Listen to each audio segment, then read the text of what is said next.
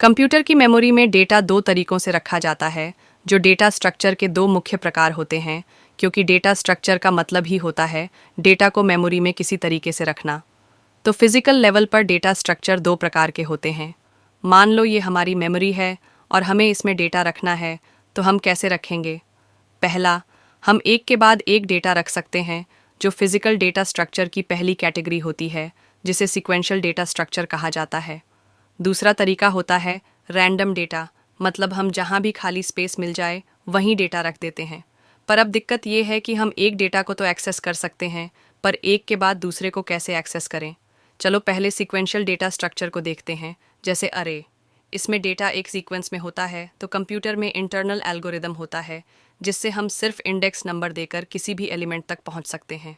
मान लो हम 0वें एलिमेंट पर हैं और हमें तीसरे एलिमेंट के पास जाना है, तो हम इस फॉर्मूला से जा सकते हैं। बेस इंडेक्स हमें दिया होता है या पता होता है, और हमें एक ब्लॉक का साइज भी पता होता है। हम सिर्फ इंडेक्स देकर उस इंडेक्स के एलिमेंट तक पहुंच सकते हैं।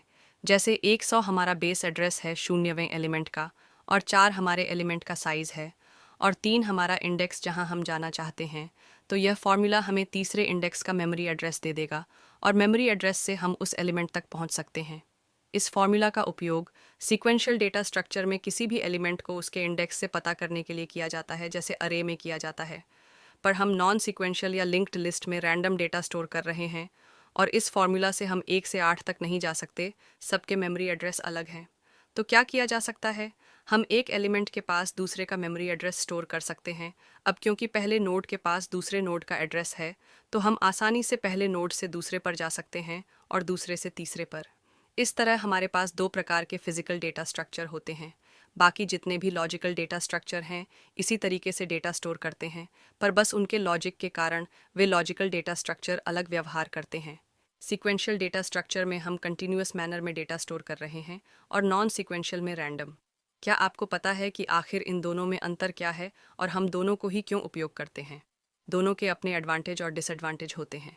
अरे का पहला एडवांटेज है कि हम किसी भी एलिमेंट को आसानी से उसके इंडेक्स के जरिए एक्सेस कर सकते हैं, और इसका पहला डिसएडवांटेज है कि अरे हमेशा फिक्स्ड साइज का होता है, मतलब हम एक बार अरे बनाने के बाद इसका साइज बढ़ा नहीं सकते।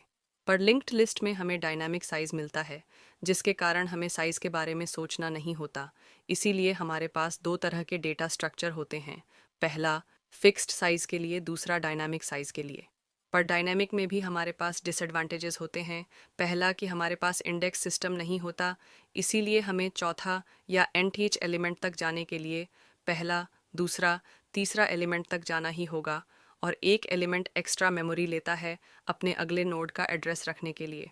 अब इसमें मेमोरी स्तर पर मुख्य अंतर क्या है? मान लो हमें 10 अरे एलिमेंट स्टोर करने हैं। हम पहले वाले केस में ये हमें एरर शो करेगा, नॉट हैव इनफ स्पेस। पर हमारे पास तो मोर देन 20 फ्री स्पेस है, इसीलिए यह मेमोरी एफिशिएंट भी नहीं होता।